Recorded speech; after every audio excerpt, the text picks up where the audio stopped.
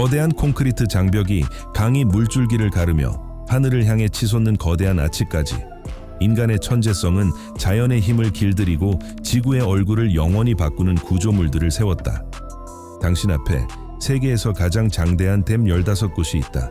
여기서 물의 힘은 문명의 에너지로 바뀌고 공학적 해법의 규모는 상상을 압도한다. 인간 공학의 정수, 양쯔강 위의 산샤 삼엽댐, 지구상에서 가장 거대한 수력공학 구조물. 그 역사는 첫 번째 콘크리트가 부어지기 훨씬 전, 예측 불가한 대홍수로부터 위대한 강을 통제하려는 꿈이 중국의 공학자들 사이에서 논의되기 시작한 20세기 초로 거슬러 올라간다. 이 꿈은 1950년대에 구체적 윤곽을 얻었다. 마오쩌둥이 세계에서 가장 위대한 댐을 짓겠다는 의지를 밝히면서였다. 그러나 수십 년이 지난 뒤 1992년에야 정부의 공식 승인을 받았고, 바로 2년 뒤인 1994년에 인류 역사상 가장 거대한 프로젝트 중 하나로 불리는 공사가 시작되었다. 산샤댐의 건설은 진정한 대서사시였다. 거대한 저수지를 위한 공간을 확보하기 위해 100만 명이 넘는 사람들이 이주해야 했고, 수백 개의 마을과 수십 곳의 역사적 유적이 물 아래로 사라졌다. 공사는 3단계로 진행되었다. 임시 제방 축조부터 수백 톤에 달하는 거대한 터빈 설치에 이르기까지. 구조물은 길이 2.3km가 넘고 높이는 약 185m에 달한다. 건설에는 2,700만 입방미터 이상의 콘크리트가 필요했다. 규모를 실감해보자. 이 정도 양이면 지구 전체를 두르는 폭 3m의 보도를 무려 4바퀴 깔 수 있다. 발전소의 총 설비 용량은 22,000메가와트를 넘으며 34개의 거대한 터빈이 이를 만들어낸다. 해마다 약 1천억 킬로와트시의 전력을 생산하며 이는 지구 최대의 수력 발전소라는 지위를 공고히 한다. 프로젝트 비용은 280억 달러를 넘어섰지만 그 진짜 대가는 훨씬 더 크다.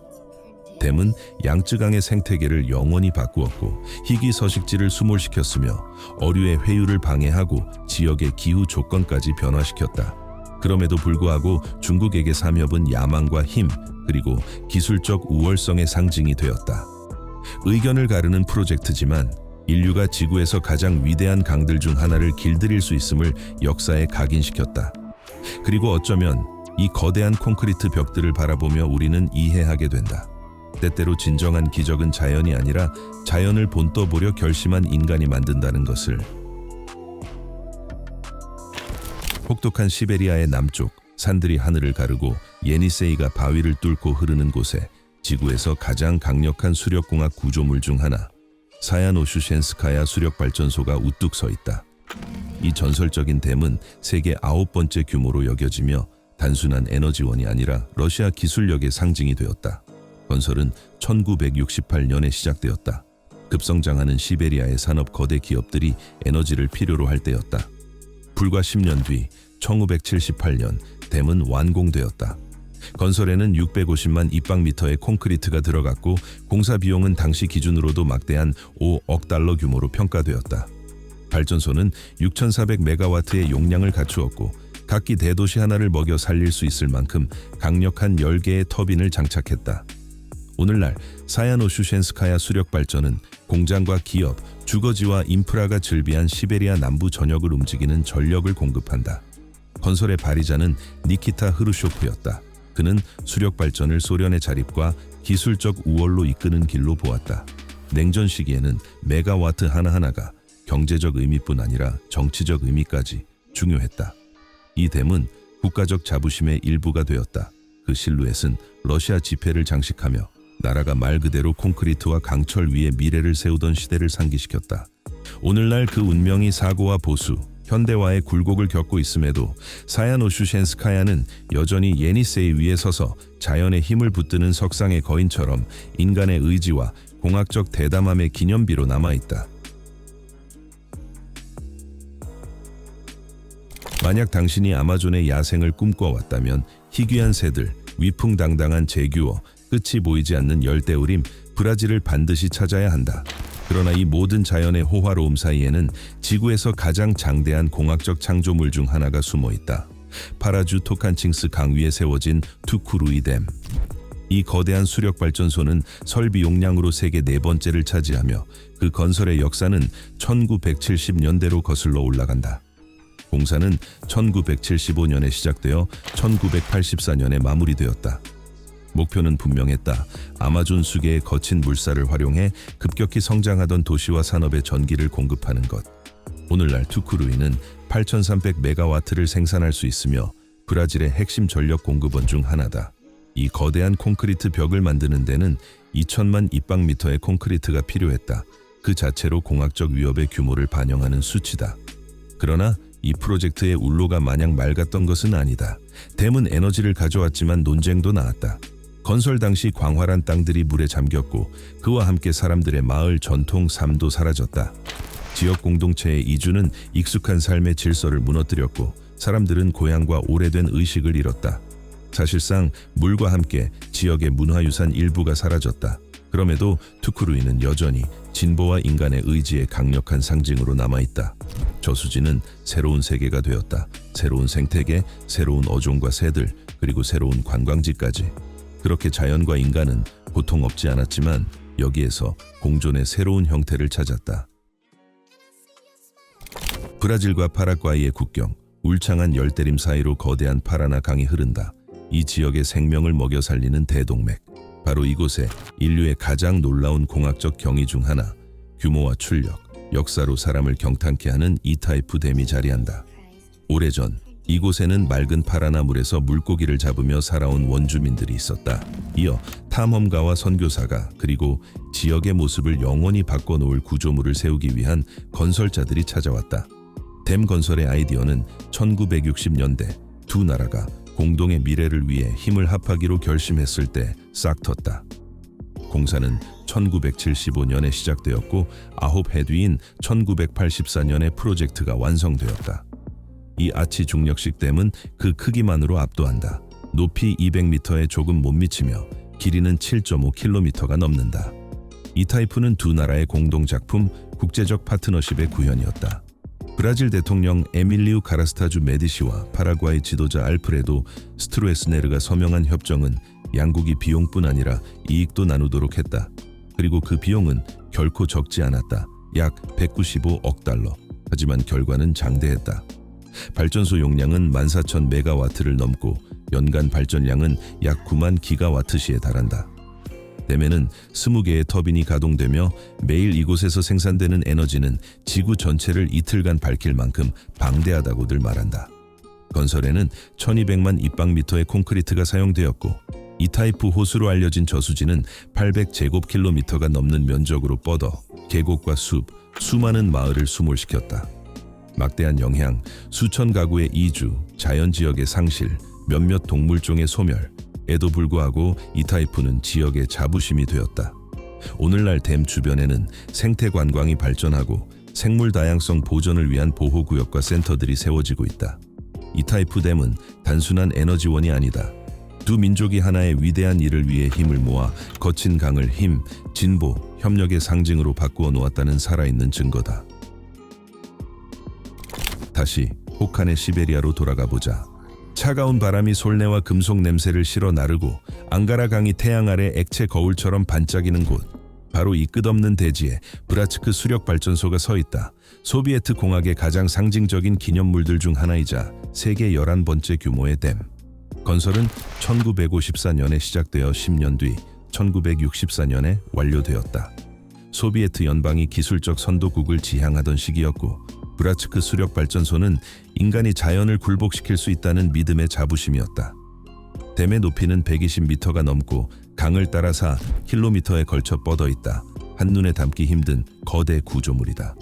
건설에는 450만 입방미터의 콘크리트가 들어갔고 오늘날에도 그 장엄함은 사람을 압도한다. 브라츠크 수력 발전은 동시베리아 전역의 전력 공급의 핵심적 역할을 한다. 그 전력은 알루미늄 재련소, 임업 콤비나트, 광산, 그리고 수많은 도시를 움직인다. 이 발전소 없이라면 이 지역의 삶은 불가능했을 것이다. 바로 이곳이 에너지와 열, 산업의 발전을 제공하기 때문이다. 발전소 덕분에 시베리아에는 새로운 도시들이 생겨났고 수천 개의 일자리가 창출되었으며 사람들의 삶의 수준은 크게 향상되었다. 그러나 20세기의 많은 장대한 프로젝트와 마찬가지로 브라츠크 수력 발전은 자연의 균형을 바꾸었다. 저수지의 형성은 앙가라의 유량을 바꾸고 생태계를 변화시켰으며 어자원 보호를 위한 특별한 프로그램이 필요해졌다. 그럼에도 브라츠크 수력 발전은 단순한 댐이 아니다. 콘크리트 속에 응고된 하나의 시대다. 그것은 공학이 꾸미던 시절, 각 터빈이 미래의 상징이던 때를 상기시킨다. 그 미래를 수백만이 믿었다. 이제 터키로, 한때 문명의 요람이라 불리던 땅으로 이동하자. 여기 유프라테스 강 위에 아타튀르크 댐이 서 있다. 중동에서 가장 거대한 수력공학 구조물 중 하나이자 터키 공학의 자부심. 유프라테스는 고대부터 메소포타미아를 적셨다. 세계 최초의 도시와 문화가 태동한 곳. 바로 이곳에서 20세기 말에 터키는 강을 길들이는 것뿐 아니라 지역 전체의 발전을 가속할 구조물을 세우기로 결심했다. 공사는 1983년에 시작되어 거의 10년, 1992년까지 이어졌다. 댐의 높이는 165m가 넘고 길이는 6km를 훌쩍 넘는다. 건설에는 2,700만 입방미터의 콘크리트가 쓰였다. 이 방대한 자재량은 이곳을 지구에서 가장 큰 콘크리트 구조물 중 하나로 만들었다. 프로젝트는 현대 터키 공화국의 창설자 무스타파 케말 아타튀르크의 비전에서 영감을 받은 터키 남동부 대개발 프로그램의 일부로 추진되었다. 그것은 에너지 자립과 지역 농업의 안정화를 위한 열쇠로 구상되었다. 아타튀르크 댐의 수력 발전소는 약 2,500메가와트의 전력을 8기의 강력한 터빈으로 생산한다. 이 전력은 터키 전역의 수백만 가구와 공장, 기업의 전기를 공급하며 석탄과 석유에 대한 의존을 줄이는 데 기여한다. 그러나 댐의 의미는 에너지에만 그치지 않는다. 그것은 광범위한 농업지대에 물을 공급하여 메마른 땅을 비옥한 계곡으로 바꾸었다. 물론 이 진보에는 대가도 있었다. 수천 명이 이주했고 고대의 정착지와 고고학 유적이 물 아래로 사라졌다. 그럼에도 터키는 아타튀르크 댐을 단순한 공학시설이 아니라 민족적 부흥의 상징으로 여긴다. 역사와 미래를 잇는 다리, 물과 콘크리트가 삶을 위해 결합한 표상. 다음 거인은 중국에서 우리를 기다린다. 광시의 아름다운 풍경 속 홍수이 강 위에 롱탄 댐이 솟아있다. 지구에서 가장 강력한 수력공학 구조물 중 하나. 이곳은 설치 용량으로 세계 세 번째를 차지하며 불과 8년, 2001년부터 2009년까지 만에 건설되었다. 프로젝트는 여러 목표를 한데 묶었다. 홍수 조절, 급수, 농업 관계, 그리고 물론 전력 생산. 롱탄의 총 용량은 22,500메가와트이며 댐 내부에서 9기의 거대한 터빈이 작동해 중국 남부의 성들에 끊임없이 전력을 공급한다. 건설에는 1,100만 입방미터가 넘는 콘크리트가 사용되었고 총 사업비는 대략 8.910억 달러, 곧 89억 달러로 평가된다. 중국에게도 결코 작지 않은 규모다. 롱탄댐은 석탄 의존을 줄이고 재생에너지로 전환하려는 국가 전략의 중요한 부분이 되었다. 그것은 수백만 가구의 빛을 제공하고 산업 중심지에 동력을 공급하며 지역 경제 발전을 돕는다. 하지만 기술적 승리와 함께 시련도 찾아왔다. 저수지의 형성은 광범위한 지역을 수몰시켰고 마을 전체의 이주와 생태계 변화를 불러왔다. 어찌되었든 롱탄은 현대 중국의 상징이 되었다. 강력하고 목표 지향적이지만 여전히 진보와 자연 사이의 균형을 탐색하는 국가의 모습. 이제 고대 이집트의 심장으로 하나의 문명을 탄생시킨 위대한 나일강으로 가보자. 사막의 광야 한가운데 20세기의 가장 인상적인 구조물 중 하나, 아스완 하이댐이 서 있다. 파라오의 나라가 자랑하는 현대의 힘의 상징. 건설은 1960년에 시작되어 정확히 10년 뒤에 끝났다. 목표는 장대했다.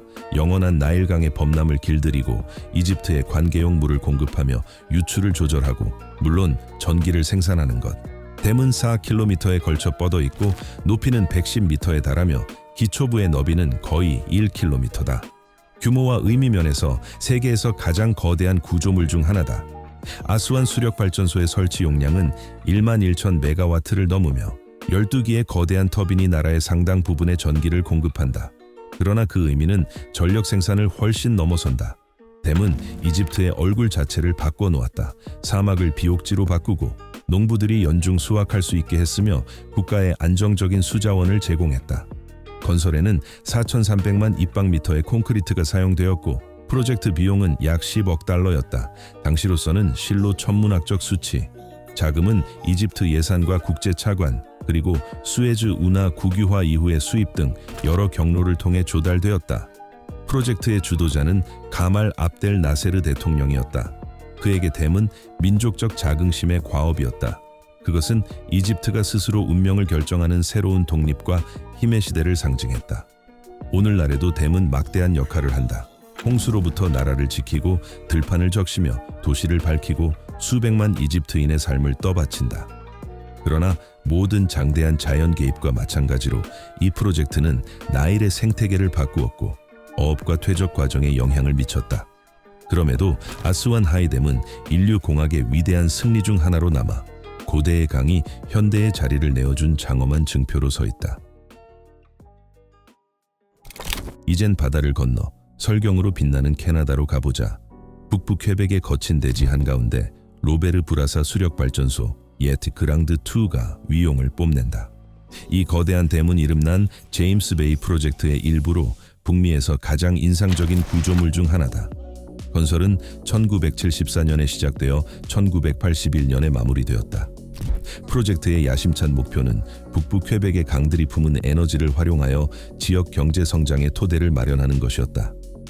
오늘날 발전소의 설치 용량은 16,000메가와트이며 16기의 강력한 터빈을 포함한다. 이는 캐나다 수백만의 삶에 빛과 온기를 공급하는 진정한 에너지 괴수다.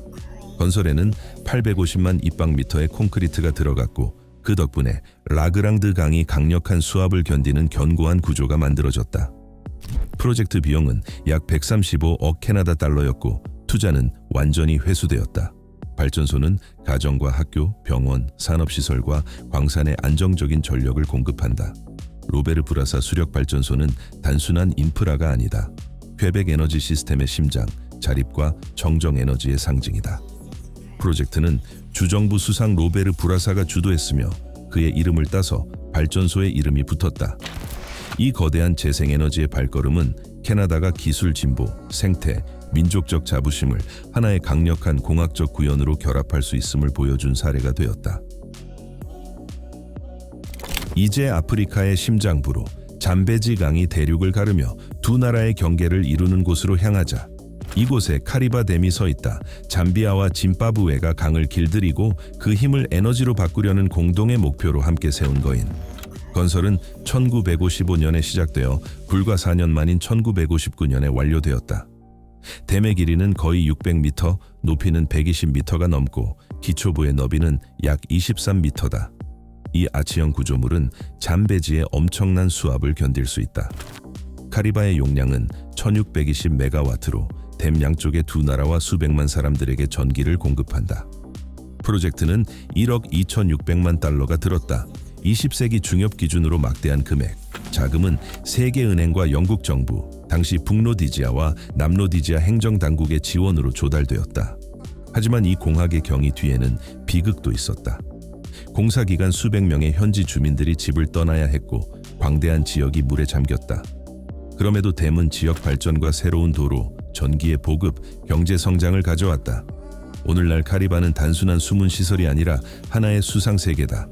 그것의 저수지는 아프리카에서 가장 큰 인공호가 되었고 관광과 어업, 심지어 수상 스포츠까지 번성하고 있다. 여기 두 나라가 맞닿는 곳에서 자연과 인간은 물과 힘과 삶을 한데 엮는 공통의 리듬을 찾았다. 베네수엘라, 매혹적인 풍경과 풍부한 문화, 너그러운 자연을 지닌 나라.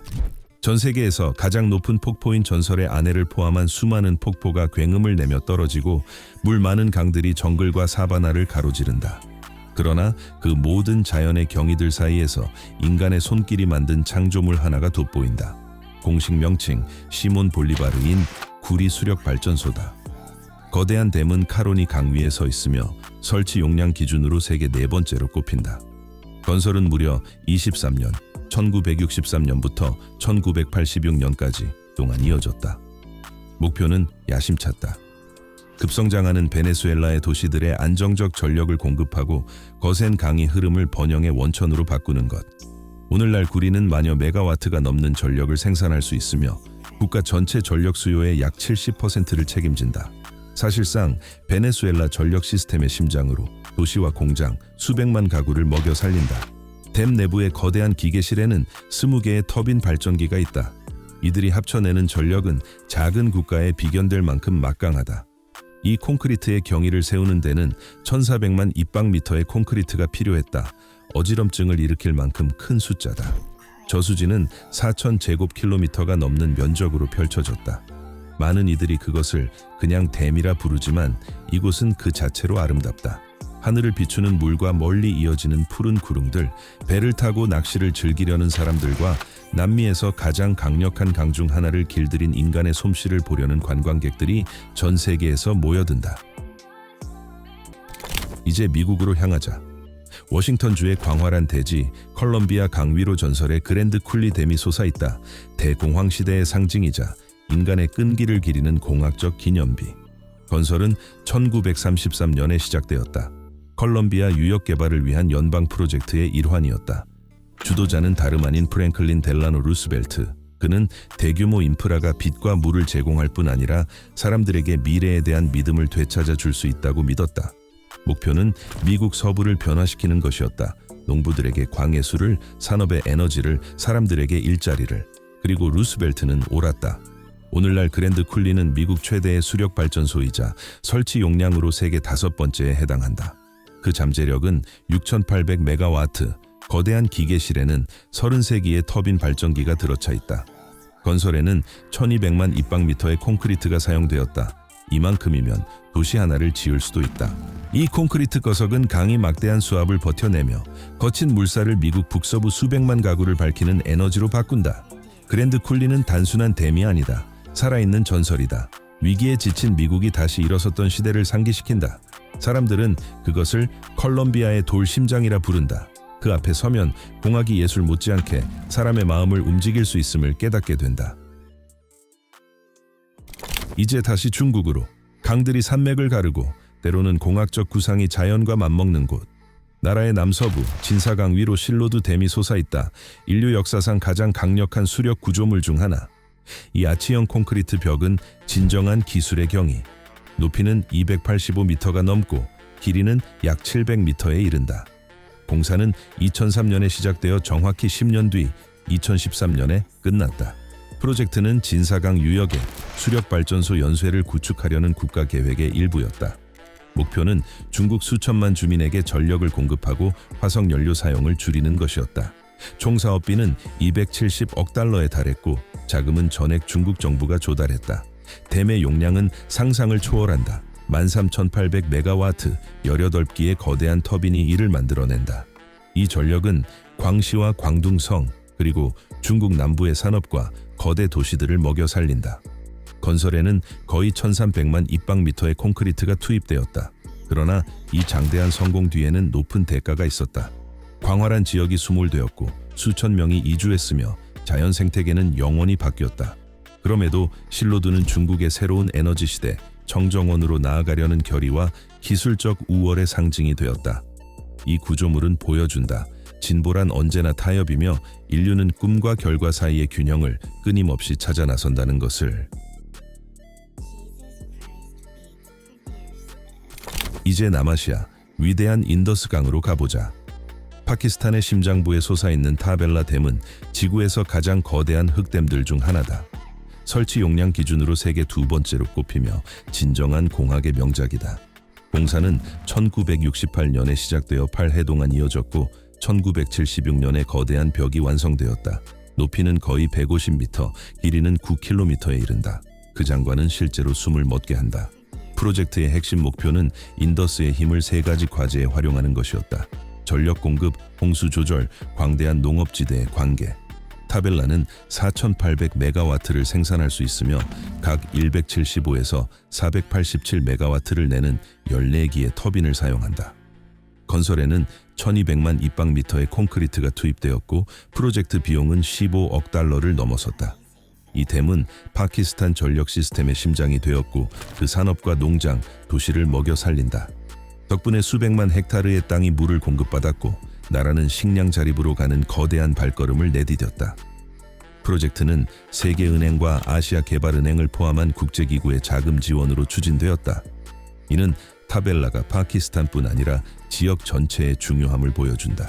타벨라는 자연의 힘과 인간의 이성을 결합해 민족의 운명을 바꿀 수 있음을 보여주는 본보기다. 러시아를 떠나지 않은 채 조금 북쪽으로 올라가 보자 겨울이 반년을 차지하고 타이가가 끝없이 이어지는 곳. 같은 예니세이 강 위에 또 하나의 거인이 솟아있다. 크라스노야르스크 수력발전소, 시베리아의 주요 전력 원천 중 하나. 건설은 1956년에 시작되어 1972년에 완료되었다. 이 프로젝트는 소비에트 산업화와 공학의 힘에 대한 믿음의 상징이 되었다. 발전소는 12기의 터빈으로 6,000메가와트의 전력을 생산하며 당시에는 진정한 기술의 경이었다.